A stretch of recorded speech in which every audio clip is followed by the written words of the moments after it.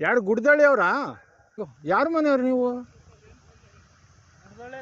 ಗುಡ್ದಳ್ಳಿ. ಏನು ನಿಮ್ಮ ಹೆಸರು? ಶಿವಕುಮಾರ್. ಇವ್ರ ಕಡೆಯವ್ರಾ? ಇವ್ರ ಫ್ಯಾಮಿಲಿನಾ? ಯಾರ ಮನೆಯವರಲ್ಲಿ ಗುಡ್ದಳ್ಳಿಲಿ? ದೇವಸ್ಥಾನ ಪೂಜಾರು ನಾವು. ಇವರು ಲಿಂಗಾಯತರ? ಮಾರಮ್ಮ ತಮ್ಮನ ನೀನು?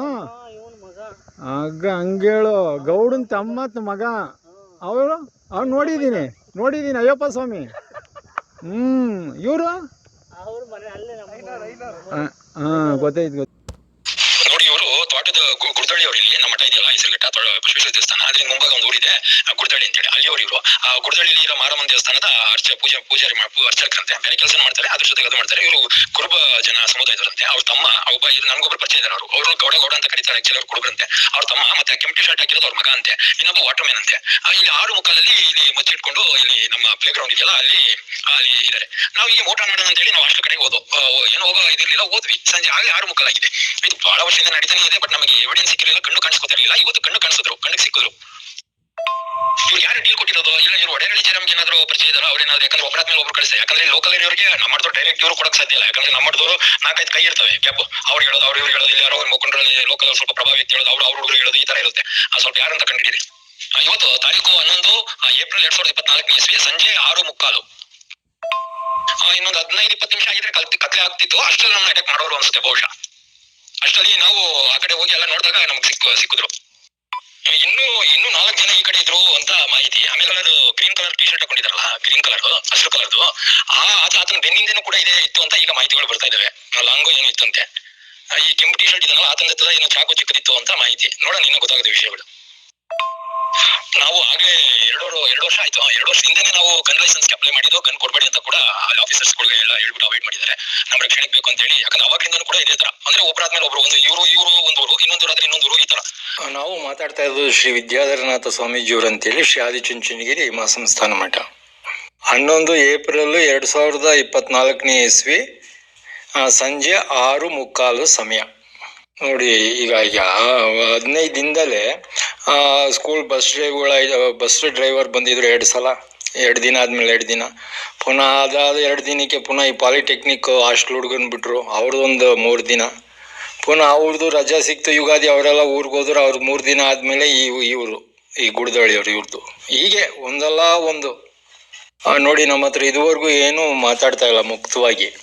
ನಾವು ಮುಕ್ತವಾಗಿ ಮಾತಾಡಕ್ ರೆಡಿ ಆಗಿದೀವಿ, ಓಪನ್ ಆಗಿ ಮಾತಾಡಕ್ ರೆಡಿ ಆಗಿದೀವಿ ಚರ್ಚೆಗೆ.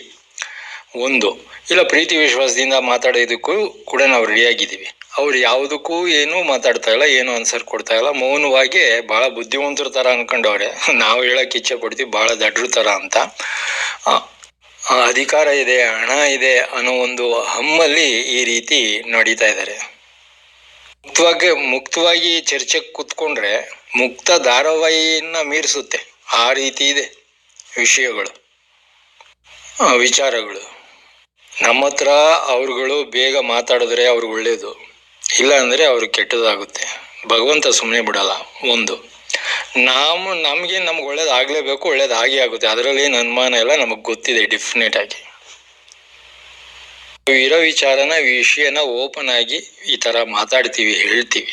ನಮ್ಮ ಹತ್ರ ಯಾವುದೇ ಮುಚ್ಚುಮರೆ ಇಲ್ಲ. ನಾವು ಇಷ್ಟು ವರ್ಷಗಳ ಕಾಲ ನಾವು ಯಾರಂತನೂ ಕೂಡ ತೋರಿಸ್ಕೊಂಡೂ ಇಲ್ಲ, ಹೇಳ್ಕೊಂಡೂ ಇಲ್ಲ. ಆ ಒಂದು ನಮ್ಮ ಒಳ್ಳೆತನನೇ, ಒಳ್ಳೆ ಗುಣನೇ, ಒಳ್ಳೆ ಸ್ವಭಾವವನ್ನೇ ಈ ದುಷ್ಟರು ಹೇಳ್ತಾರಲ್ಲ ಹಿರಿಯರು ಒಂದು ಮಾತು. ಒಳ್ಳೆಯವರು ಒಳ್ಳೆತನನ ದುಷ್ಟರು ಕೆಟ್ಟವರು ಅದನ್ನ ದುರುಪಯೋಗ ಪಡಿಸ್ಕೊಂತಾರೆ ಅಂತ. ಆ ರೀತಿ ಆಗಿತ್ತು ಎಷ್ಟು ದಿನಗಳ ಕಾಲ. ಈಗ ನಾವು ಮಾತಾಡ್ತಾ ಇದೀವಿ, ಪ್ರತಿಯೊಂದು ವಿಚಾರನೂ ಕೂಡ ತಿಳಿಸ್ತಾ ಇದೀವಿ. ನಮ್ಮ ಮಠದ ಪ್ರತಿಯೊಂದು ವಿಚಾರನೂ ಕೂಡ ನಾವು ತಿಳಿಸ್ತೀವಿ. ಅದರಲ್ಲಿ ಏನು ಅನುಮಾನ ಇಲ್ಲ. ಇನ್ಮೇಲೆ ನಮ್ಮ ಅಭಿಲಾಷೆ ಇಷ್ಟೇ, ಗುರೂಜಿಯವರ ಸಂಕಲ್ಪ, ಗುರೂಜಿಯವರ ಆದೇಶದಂತೆ ಮಠ ಯಾವುದೇ ಸಮಸ್ಯೆ ಇಲ್ದಿರ ಬಹಳ ಸುಂದರವಾಗಿ ನಡ್ಕೊಂಡು ಹೋಗ್ಬೇಕು ಅಷ್ಟೇ. ಆ ವಿದ್ಯಾಧರ ಸ್ವಾಮಿಗಳನ್ನ ಸಾಯಿಸ್ಬಿಡ್ತೀವಿ, ಆಮೇಲೆ ಜೈಲು ಕಳಿಸ್ಬಿಡ್ತೀವಿ, ಅದು ಮಾಡ್ಬಿಡ್ತೀವಿ, ಇದು ಮಾಡ್ಬಿಡ್ತೀವಿ, ಅಪಪ್ರಚಾರ ಮಾಡ್ಬಿಡ್ತೀವಿ, ಆಕ್ಸಿಡೆಂಟ್ ಮಾಡ್ಬಿಟ್ಟಿದ್ದೀವಿ, ಇವೆಲ್ಲ ಬಿಟ್ಬಿಡಿ. ನಿಮ್ಮ ಕನಸುಗಳು ಇವೆಲ್ಲ. ನೀವು 2003ನೇ ಇಸ್ವಿಯಿಂದನೂ ಕೂಡ ನನ್ನ ಮೇಲೆ ಪ್ರಯೋಗ ಮಾಡ್ಕೊಂಡ್ ಬಂದಿದ್ದೀರಾ. ಎಷ್ಟು ಇರೋ ಬರೋ ಪ್ರಯೋಗಗಳೆಲ್ಲ ಕೂಡ ವಾಮಾಚಾರಗಳು ಮಾಡಿಸಿದ್ದೀರಾ ನೀವು. ಅದು ಎಷ್ಟು ನೀವು ನಂಬ್ತಿರೋ ಇಲ್ವೋ ಇದನ್ನ ಹೇಳಿದ್ರೆ, ಈ ಅಮೌಂಟ್ ಹೇಳಿದ್ರೆ ಬಹುಶಃ ನಮ್ಮ ಹತ್ರ ಖುದ್ದಾಗಿ ಭೇಟಿಯಾಗಿ ನಾವು ಹೇಳ್ತೀವಿ. 100 ಕೋಟಿ ಖರ್ಚು ಮಾಡಿದ್ದಾರೆ ವಾಮಚಾರಿಕ್ಕೆ ಅಂದರೆ ನೀವು ನಂಬ್ತೀರಾ? 100 ಕೋಟಿ ಸ್ವಾಮಿ, ಆಶ್ಚರ್ಯ ಪಡ್ತಾ ಇದ್ದೀರಲ್ಲ. ನೋಡಿ, ಒಂದು ಸ್ಮಾಲ್ ಎಕ್ಸಾಂಪಲ್ ಕೊಡ್ತೀನಿ. ಈಗ ಪರ್ಸೆಂಟೇಜ್ ಲೆಕ್ಕನೇ ಹಾಕೊಳ್ಳಿ. 100 ರೂಪಾಯಿ ನನಗೆ ಸಿಗುತ್ತೆ ಅನ್ಕೊಳ್ಳಿ. 100 ರೂಪಾಯಿಲಿ 1 ರೂಪಾಯಿ ಖರ್ಚು ಮಾಡ್ತೀನಿ ಅಂದರೆ 99 ರೂಪಾಯಿ ಉಳಿಯುತ್ತಲ್ಲ ಸ್ವಾಮಿ. 1 ರೂಪಾಯಿನ ಕಣ್ಣು ಮುಚ್ಕೊಂಡು ಖರ್ಚು ಮಾಡ್ತೀವಿ, ಅದರಲ್ಲಿ ಏನಿಲ್ಲ. ಮಂತ್ರವಾದಿಗಳಿಗೆ, ರೌಡಿಗಳಿಗೆ, ಅದು ಇದು ಚೇಷ್ಟೆ ಮಾಡೋದಕ್ಕೆ ಎಲ್ಲ ಕೊಡ್ತೀವಿ. ಓಕೆ, ಅಂದರೆ ಅರ್ಥಾತ್ ನಮ್ಮ ಮಠದ ಆಸ್ತಿ ಇವತ್ತಿನ ವ್ಯಾಲ್ಯೂಯೇಷನ್ಗೆ 80,000 ಕೋಟಿ, ಅದ್ರ ಮೇಲೇನೆ. ಸುಮ್ಮನೆ ಫಾರ್ ಎಕ್ಸಾಂಪಲ್ ಇಟ್ಕೊಳ್ಳಿ, ಉದಾಹರಣೆಗೆ ಲೆಕ್ಕ ತಗೊಂಡು ಕುತ್ಕೊಂಡ್ರೆ ಕರೆಕ್ಟಾಗಿ ಲೆಕ್ಕ ತಗೊಂಡು ಇನ್ನೂ ಜಾಸ್ತಿ ಹೋಗುತ್ತೆ. ಏನಿವೆ 80,000 ಕೋಟಿಲಿ ಸ್ವಾಮಿ 100 ಕೋಟಿ ಯಾವ ಲೆಕ್ಕ, 500 ಕೋಟಿ ಯಾವ ಲೆಕ್ಕ ಹೇಳಿ?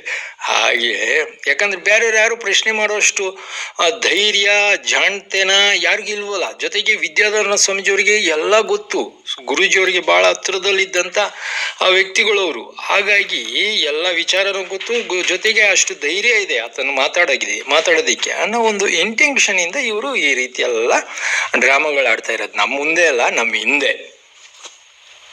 ಸ್ವಾಮೀಜಿ, ಯಾವುದೇ ರಾಜಕಾರಣಿ ವ್ಯಕ್ತಿಗಳನ್ನು ನಿಮ್ಮ ಹತ್ರಕ್ಕೆ ಬರೋಕ್ ಬರ್ತಾ ಇಲ್ಲ, ಯಾವ ಜನನೂ ಕೂಡ ನಿಮ್ಮ ಹತ್ರಕ್ಕೆ ಬರೋಕ್ ಬರ್ತಾ ಇಲ್ಲ. ಯಾಕೆ? ಹಾಗಿದ್ರೆ ಇವ್ರು ಯಾವ ಪಕ್ಷಕ್ಕೆ ಇದ್ದಾರೆ? ಈಗ ಶೇಖರ್ ಸ್ವಾಮೀಜಿಯವರಾಗ್ಲಿ, ಅವರು ಅಷ್ಟೆಲ್ಲ ದರ್ಬಾರ್ ಮಾಡ್ತಾರೆ, ಅಷ್ಟು ದೌಲತ್ ತೋರಿಸ್ತಾರೆ ಅಂದ್ರೆ ಅವ್ರಿಗೆ ಆಫೀಸರ್ಸು ಮತ್ತೆ ರಾಜಕಾರಣಿಗಳು ಸಪೋರ್ಟ್ ಇಲ್ದಿರಾ ಆ ಥರ ಮಾಡಕ್ ಸಾಧ್ಯ ಇಲ್ಲ ಸ್ವಾಮಿ. ಯಾವ ರಾಜಕೀಯದಲ್ಲಿ ಯಾವ ಪಕ್ಷದವರು ಯಾರು ಅಂತ ಕೇಳಿದ್ರು. ಸ್ವಾಮಿ, ಅವರು ಬೆಳಗ್ಗೆ ಯಾರ್ಯಾರಿಗೆ ಬರ್ತಾರೋ ಅವ್ರಿಗೆಲ್ಲ ಟೋಪಿ ಹಾಕಿ ಕಳ್ಸದೆ. ಅಂದ್ರೆ ಅವ್ರು ಬಂದಾಗ ಅವ್ರ ತಕ್ಕಂತೆ ಏನ್ ಮಾತಾಡ್ಬೇಕು ಅದನ್ನೆಲ್ಲ ಮಾತಾಡಿ, ನಾವ್ ಯಾವತ್ತಿದ್ರು ನಿಮ್ಮವರೇ, ನಿಮ್ಗೇನೆ ಅಂತ ಹೇಳಿ ಕಳಿಸ್ತಾರೆ. ಪುನಃ ನಾಳೆ ಬೆಳಿಗ್ಗೆ ಇನ್ನೊಬ್ರು ಬಂದ್ರೆ ಅವ್ರಿಗೂ ಕೂಡ ಅದೇ ಹೇಳಿ ಕಳಿಸ್ತಾರೆ. ಈ ತರ ಅವರು ಬಾಯಿ ಬಿಟ್ರನೇ ಸುಳ್ಳು, ಆ ತರ ನೋಡ್ಕೊಂಡ್ ಬಂದಿದ್ದಾರೆ. ನಾವು ನೋಡಿದೀವಿ ಸ್ವತಃ 30 ವರ್ಷದಿಂದ. ಇದೇನು ಒಂದಿನದ 2 ದಿನದ ಕಥೆ ಎಲ್ಲ ಹೇಳ್ತಾ ಇರೋದು. ನಾವು ಹೇಳಿದ್ವಲ್ಲ, ಚರ್ಚೆಗೆ ಕೂರಿಸಿ ಶೇಖರ್ ಸ್ವಾಮೀಜಿಯವ್ರನ್ನ, ನಮ್ಮನ್ನ ಅದೇ ಕುಂಬ್ಳಗೂಡಲ್ಲಿ ಇದಾರಲ್ಲ ಪ್ರಕಾಶನಾಥ ಸ್ವಾಮೀಜಿಯವರು, ಶೇಖರನಾಥ ಸ್ವಾಮೀಜಿಯವ್ರನ್ನ ಅಂತ. ಇದಕ್ಕಿಂತ ಇನ್ನೇನು ಹೇಳಕ್ ಸಾಧ್ಯ ನಾವು? ಹಾಗಾಗಿ ಇನ್ನು ಮೇಲೆ ನಾವು ಸುಮ್ಮನೆ ಇರೋದ್ರಲ್ಲಿ ಅರ್ಥ ಇಲ್ಲ. ನೋಡಿ, ಈ ತರ ನಾವು ಸುಮ್ಮನೆ ಎಷ್ಟು ಮೌನವಾಗಿರ್ತೀವಿ, ಎಷ್ಟು ಸುಮ್ಮನೆ ಇರ್ತೀವೋ ಅದು ನಮಗೆ ಆಪತ್ತು. ಇಷ್ಟು ವರ್ಷಗಳ ನಾವು ಯಾವುದೇ ವಿಚಾರಗಳನ್ನ ಹೇಳ್ದೇ ಇರೋದೇ ನಮ್ ದೊಡ್ಡ ತಪ್ಪಾಗಿದೆ. ನಾವು ಹೇಳಿರ್ತಕ್ಕಂಥ ಒಂದೊಂದು ವಿಚಾರನೂ ಕೂಡ 3 ವರ್ಷದಿಂದ ಎಲ್ಲರ ಮನಗಳಿಗೆ ಮುಟ್ಟಿದೆ. ಅವ್ರಿಗೆ ಗೊತ್ತಿದೆಯೋ ಗೊತ್ತಿಲ್ಲ, ಇಲ್ಲ ಅವ್ರ ಕಡೆಯವರು ಗೊತ್ತಿದ್ರು ಗೊತ್ತಿಲ್ದಂಗೆ ಯಾರಿಗೂ ಗೊತ್ತಿಲ್ಲ ಅನ್ಕೊಂಡು ನಾಟಕ ಆಡ್ತಿರ್ಬೋದು ಬಹುಶಃ. ಯಾವಾಗ ಮುಂದೆ ಚರ್ಚೆ ಕೂತಾಗ್ಲೇ ಎಲ್ಲ ಗೊತ್ತಾಗುತ್ತೆ ವಿಷಯ. ನೋಡೋಣ ಇನ್ನು ಇವ್ರುಗಳು ಎಷ್ಟು ಸುಳ್ಳು, ನಾಟಕ, ವಂಚನೆ ಎಲ್ಲ ಮಾಡ್ತಾರೆ ಅನ್ನೋದು.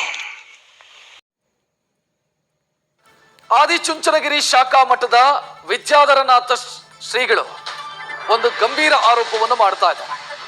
ನನ್ನನ್ನ ಕೊಲೆ ಮಾಡೋದಕ್ಕೆ ಹೊಂಚು ಹಾಕಿ ಕಾಯ್ತಿದ್ದಾರೆ ಅನ್ನೋದು ಅವ್ರು ಮಾಡ್ತಾ ಇರುವಂತ ಆರೋಪ. ಹೆಸರುಘಟ್ಟದಲ್ಲಿರುವಂತ ಆದಿಚುಂಚನಗಿರಿ ಮಠದ ಶಾಖಾ ಮಠದ ಸ್ವಾಮೀಜಿ ವಿದ್ಯಾಧರನಾಥ ಸ್ವಾಮೀಜಿ ಈ ಆರೋಪವನ್ನು ಮಾಡ್ತಾ ಇದ್ದಾರೆ. ಕುಂಬಳಗೋಡು ಶಿವಮೊಗ್ಗ ಶ್ರೀಗಳು ನನ್ನ ಕೊಲೆಗೆ ಸಂಚು ರೂಪಿಸಿದ್ದಾರೆ. ಹೇಗೆ ಹುಟ್ಕೊಂತು ಅನ್ನೋದು ಪ್ರಶ್ನೆ ಬಂದ್ರೆ ಅಧಿಕಾರಕ್ಕೋಸ್ಕರ ಅಷ್ಟೇ. ನಮ್ಗೆ ಯಾರ್ಯಾರು ಎದುರುಗಡೆಯಿಂದ ಯಾರು ಟಾರ್ಗೆಟ್ ಮಾಡ್ತಾ ಇಲ್ಲ. ಎದುರುಗಡೆಯಿಂದ ಇಷ್ಟು ವರ್ಷಗಳಿಂದಲೂ ಕೂಡ ಯಾರು ಟಾರ್ಗೆಟ್ ಮಾಡ್ತಾ ಇಲ್ಲ. ಯಾಕಂದ್ರೆ ಭಯ.